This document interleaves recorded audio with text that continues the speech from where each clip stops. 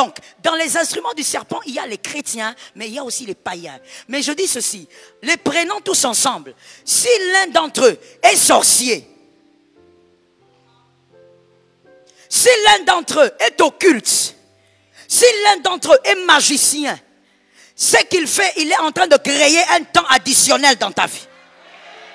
Est-ce que quelqu'un m'entend? Même si Dieu voulait que tu meurs à 60 ans, il va ajouter même 10 ans de plus. Le diable utilise des instruments humains plus que les instruments spirituels. Pour vous atteindre et vous combattre, le diable utilise plus les hommes que les démons. Le diable utilise plus les hommes, les êtres humains, que les démons. Il y a plusieurs types d'instruments que le diable utilise. Plusieurs types d'instruments humains. Même au niveau des instruments humains, il y a plusieurs catégories. Impossible d'avoir le temps dans ce culte d'enseigner cela. Il n'est pas possible. En tout cas, pas pour moi. Et donc, je veux juste vous parler d'un seul instrument humain que le diable, d'un seul type d'instrument humain que le diable utilise dans votre saison. Lorsque c'est votre saison, c'est le temps de votre brillance. Tu n'as pas entendu. Ou peut-être que tu étais dans le sommeil paradoxal, tu ne m'as pas entendu. Je disais, lorsque c'est votre saison, c'est le temps de votre brillance. Dites à un frère, à une sœur, dans ma saison, personne ne prend ma place. Personne. Ne soyez pas Saül. Restez David jusqu'à la fin. Faites mieux même que David. Premier type d'instrument humain que le serpent utilise pour vous combattre dans votre saison.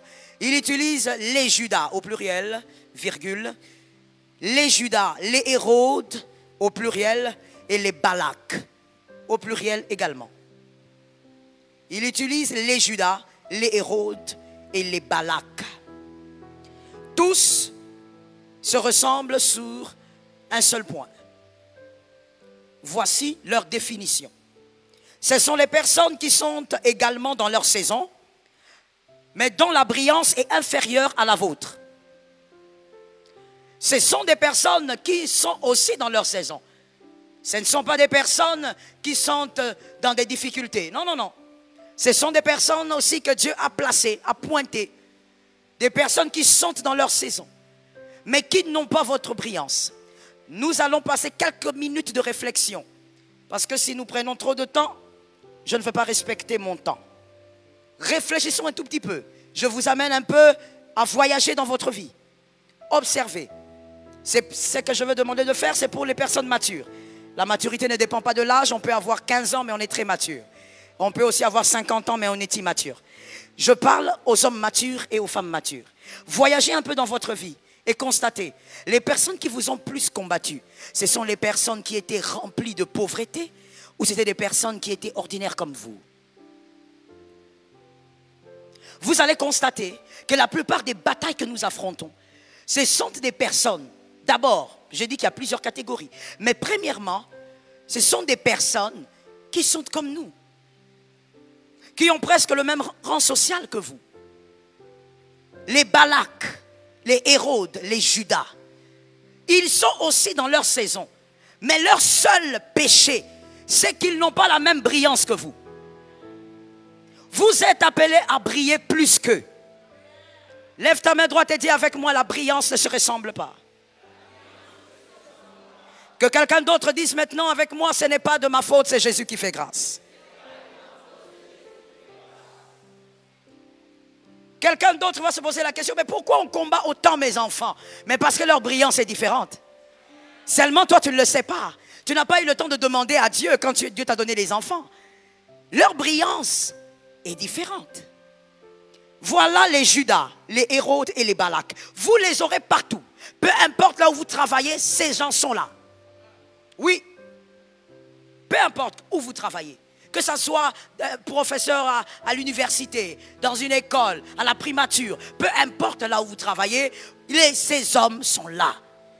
Même si vous vendez les oranges, ces hommes sont là, avec vous, vendant les oranges avec vous. Les personnes qui n'ont pas la même brillance que vous, leur brillance est inférieure. Un homme dans sa saison sait reconnaître la faveur ailleurs.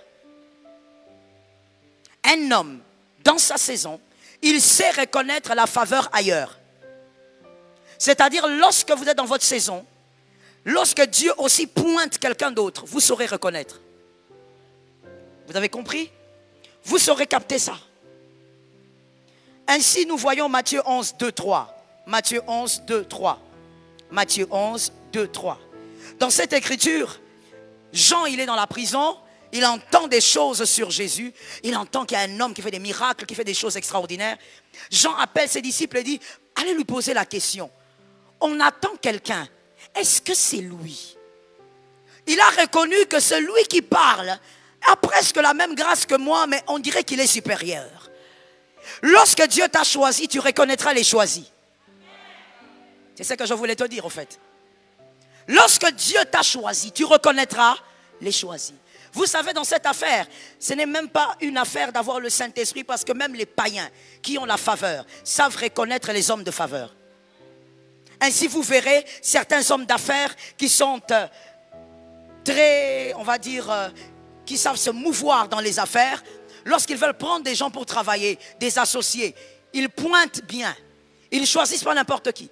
Des fois, il peut pointer sur un jeune garçon qui n'a pas encore commencé. Tu t'étonnes. Mais lui, il n'a pas vu le jeune garçon en basket. Parce que lui, il sait comment il est monté. Il voit le même courage, la même faveur dans ce jeune garçon.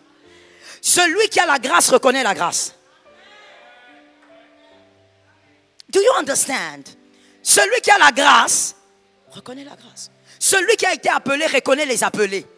Voilà pourquoi ça m'a beaucoup étonné. Voilà pourquoi moi je suis très peu, et je dirais même, je ne suis pas du tout dans ce domaine-là. Je disparais dans les, ils ont dit, ils ont fait, ils ont fabriqué, ils ont. Je n'existe pas dans ce domaine-là. Yes. Même sur Internet, tu ne me verras jamais répondre. Et ça n'existera pas. Jusqu'à la fin de ma vie. Des fois, ça monte, ça descend. Mais pasteur, on dit, I have nothing to do. Pourquoi? Parce que celui qui a la grâce, sait reconnaître la grâce. De surcroît, celui qui a le Saint-Esprit. Toi, tu as le Saint-Esprit. Le Saint-Esprit ne te dit pas si c'est que le frère fait, c'est la magie ou c'est lui. Quand tu as le Saint-Esprit te dira, ça, c'est pas la magie, c'est moi. Comment un païen comme Bill Gates, il peut regarder quelqu'un, il dit, ce garçon, il n'est rien, mais je vais travailler avec lui. Il y a quelque chose sur lui. Comment Bill Gates peut reconnaître la grâce, la faveur qui marche avec un homme? Mais toi, tu as le Saint-Esprit. Tu ne sais pas si le miracle qui opère avec moi, c'est la magie ou c'est Dieu. Comment? N'as-tu pas un Dieu qui te parle? N'as-tu pas un Dieu qui dit Abba Père? Celui qui a la faveur reconnaît la faveur. Ainsi, deux femmes se sont rencontrées un jour. Que Dieu te donne la tienne. Je parle, même si tu es un homme, femme, entends ça spirituellement. Si tu es spirituel, tu as compris. Que Dieu te donne la tienne. Que Dieu te donne cette femme-là qui sera en face de toi, enceinte. Toi aussi, tu es enceinte. Deux femmes se sont rencontrées. L'une d'entre elles a dit, il y a quelque chose qui est dans ton ventre qui est en train de créer un mouvement dans mon ventre. Quand tu as Jean-Baptiste, tu reconnais Jésus quelque part. Est-ce que quelqu'un m'entend bien? Vous allez donc constater qu'il y a des personnes qui sont aussi dans leur saison, mais qui vont vous combattre. Des fois, vous vous posez des questions assez étranges, mais c'est légitime. Voici le type de questions que vous vous posez. Mais pourquoi il me combat? Il est plus grand que moi. C'est-à-dire, il a peut-être un poste plus supérieur que moi. Écoute, avoir un supérieur au travail ne veut pas dire qu'il a plus de brillance que toi. Avoir un chef au travail ne voudrait pas dire qu'il est chef parce qu'il a plus de brillance. Voici la réalité que moi j'ai constatée à Kinshasa. Je vais rester ici, je ne vais pas aller au-delà de ce que je ne maîtrise pas. À Kinshasa, j'ai constaté que certaines personnes, pas pour dire tous, parce que dire tous, ça serait faux. Certaines personnes remplies de talent, bourrées d'intelligence, une faveur et une grâce exceptionnelle. Des fois même quand tu veux prier pour la personne, Dieu te dit ne prie pas. Cette personne, c'est depuis des générations que je les ai bénis. Qu'est-ce que toi tu vas dire? Une personne remplie de brillance, mais tu regardes sa vie. Compliquée. Il n'arrive pas à s'attraper $100 après 2 bouts de mois. Il a une vie compliquée. Mais c'est quoi le problème? Le problème, c'est que celui qui est chef d'entreprise n'a pas plus de brillance que toi. Seulement, il a des attitudes que toi, tu refuses d'adopter. C'est le problème du quinoa. Il y a des attitudes que vous devez adopter. Si vous n'adoptez pas cela, celui qui est moins brillant que toi, je parle d'abord de la brillance au niveau de l'intelligence. Il est moins brillant au niveau de l'intelligence et aussi il a moins de brillance spirituelle que toi. Sera toujours ton chef. Tu es très brillant, mais tu as des attitudes que tu n'adoptes pas. Je donne un exemple rapide parce que ce n'est pas la thématique d'aujourd'hui, sinon ça va me prendre du temps. Le premier exemple, l'attitude des fois qui te manque, c'est que tu es paresseux. Tu n'es pas courageux. C'est quoi la paresse? De manière très simple et pratique pour qu'on se comprenne et on ferme la parenthèse. À ton âge, tu te réveilles à 7 heures. À ton âge, tu te réveilles à 8 heures. À 7 heures du matin, il y a des gens qui sont sur leur volant en train de rouler. Toi, tu dors. Et qu'est-ce que tu dis? J'ai dormi tard. D'accord. Tu as dormi tard parce que tu as gagné combien? Tu as dormi tard parce que tu regardais un film. Tu as dormi tard parce que tu regardais la télé. Jusqu'aujourd'hui, toi, à ton âge, tu dors tard parce que tu regardes la télé. Pendant que tu regardes la télé, il y a des gens avec leur téléphone qui font entrer des comptes. Il y a des gens qui sont en train de remplir leur compte bancaire. Pendant que toi, tu dors tard parce que tu regardes un film. Tu ris jusqu'à 23h minuit. Tu vas dormir avec des yeux gonflés. Les attitudes. Les attitudes. Je suis intelligent, oui, mais quel type d'attitude tu as qui accompagne cette intelligence? Je suis un fils de la promesse. Oh, s'il vous plaît, arrêtons avec ces slogans vides. Je veux te dire, ne sois pas fils. Ne me dis pas que tu es fils de la promesse. Vis et je saurai si tu es fils de la promesse. Ta vie va me dire si tu es fils de la promesse. Quelqu'un va dire, oh oui, pasteur, même si tu me vois dans cet habit de camouflage. La fameuse phrase que l'apôtre aime dire. L'habit de camouflage. Je suis le fils de la promesse. Mais tu sais, dans l'habit de camouflage de David, il a tué l'ours et le lion. Toi, tu n'as rien tué, tel que tu es là. Tu es dans la paresse.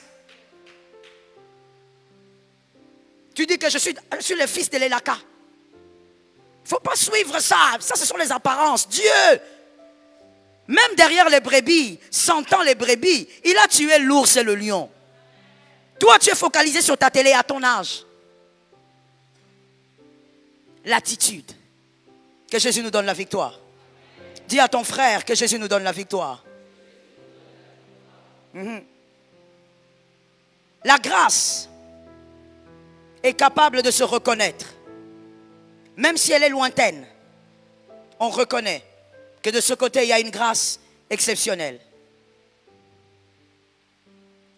Alors tu peux être dans ta saison, mais voici les instruments que le serpent va utiliser pour te combattre, pour te décourager, pour t'empêcher de vivre pleinement ta saison de grâce, de gloire, de faveur. Que Jésus nous aide. Les personnes qui ont peu de brillance combattent. Et ici, tu verras, je l'ai dit tout à l'heure, les personnes qui sont au-dessus de toi, dans une certaine hiérarchie, tu es bien en bas, mais ces personnes te combattent.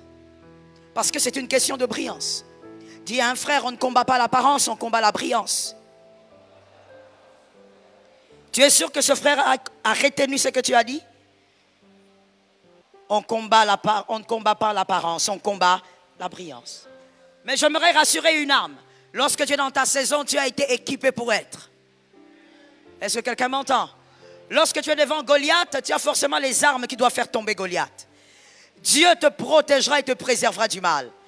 Lorsqu'on est dans sa brillance, même quand on est tout petit, on ne meurt pas n'importe comment. Ça tombe sur toi. Lorsqu'on est dans sa brillance, on ne perd pas certaines choses n'importe comment. La mort ne peut pas vous emporter n'importe comment. Le feu de la destruction ne vous emportera pas. Ça dépend de la manière dont vous avez été équipé pour être dans votre saison. Dis à un frère, je ne mourrai pas parce que c'est ma saison.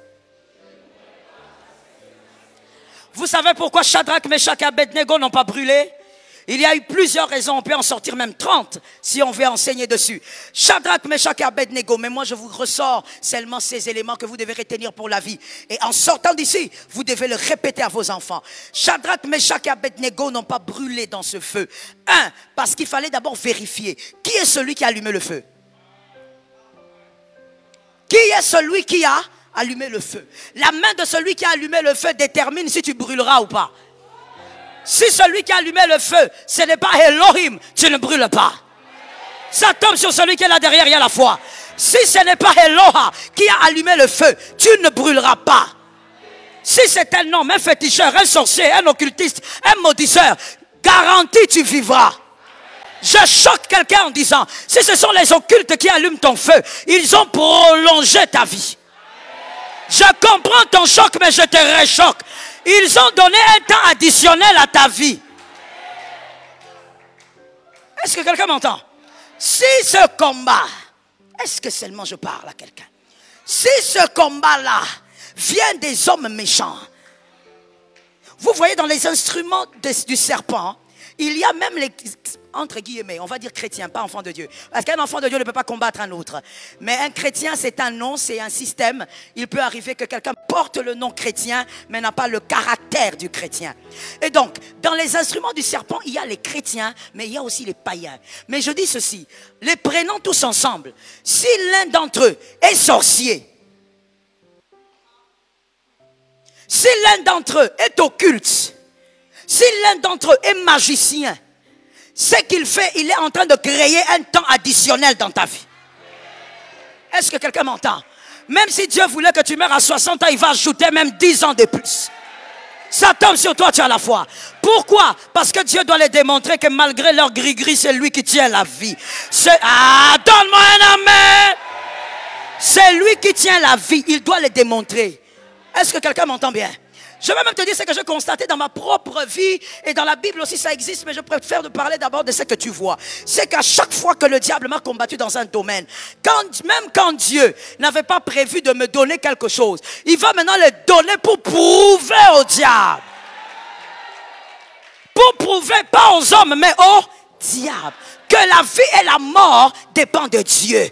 Que le ciel est libéré par l'ordre de Dieu. Il est écrit, l'homme ne reçoit que ce que le ciel a libéré. Je déclare que le ciel libère ta grâce. Que le ciel libère ce qui te revient. Assieds-toi.